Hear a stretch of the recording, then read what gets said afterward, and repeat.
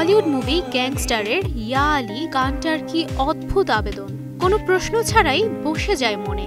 যতবার বাজে গায়কের দরদ মাখা কণ্ঠ বাজে শ্রোতার অন্তরে। এই একটা গান দিয়ে গোটা ভারতবর্ষে রাতারাতি তারকা বনে যান জুবিন গর্গ।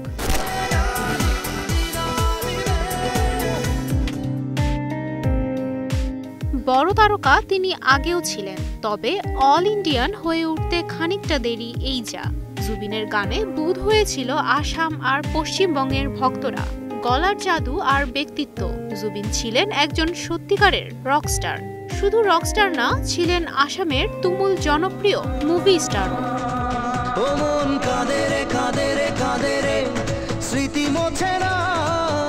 জন্ম তার মেঘালয়ে ১৯৭২ সালের ১৮ নভেম্বর।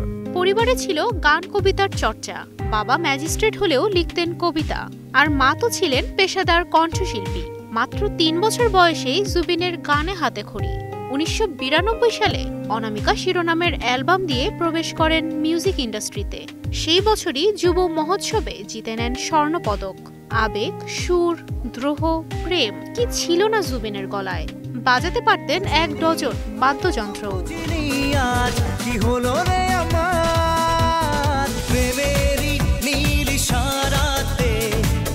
বলিউড, টলিউড, তামিল, তেলেগু, মারাঠি, নেপালি সহ আরো বিভিন্ন ভাষার ৩০,০০০-এর বেশি গানে শ্রোতারা শুনেছে জুবিনের গলা।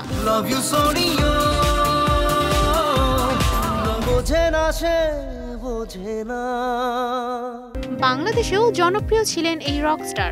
কণ্ঠ দিয়েছেন নিঃস্বার্থ ভালোবাসা সিনেমার ঢাকার পোলা গানে।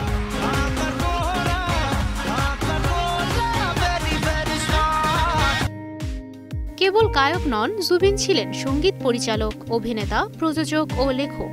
উত্তর পূর্ব ভারতের সাংস্কৃতিক মুখপাত্রও ছিলেন তিনি। আসামের আঞ্চলিক গানকে পৌঁছে দিয়েছিলেন ভারতের বিভিন্ন মঞ্চে। আসামের সংস্কৃতিকে তুলে ধরেছিলেন বিশ্ব দরবারে। সিঙ্গাপুর গিয়েছিলেন নর্থ ইস্ট উৎসবে অংশ নিতে। সেই উৎসবে তুলে ধরা হয় ভারতের উত্তর পূর্ব অঞ্চলের সংস্কৃতি, ঐতিহ্য ও জীবনধারা। ২০ তারিখ মঞ্চে ওঠার কথা ছিল নিজের ব্যান্ড নিয়ে,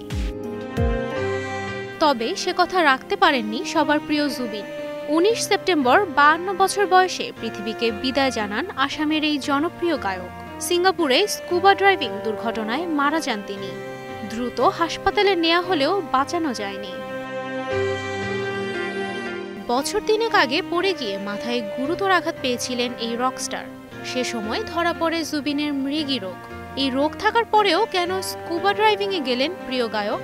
এই প্রশ্নের উত্তর পাচ্ছেন না তার ভক্তরা। জুবিনের এই আকস্মিক চলে যাওয়ায় শোকে স্তব্ধ সঙ্গীত জগৎ।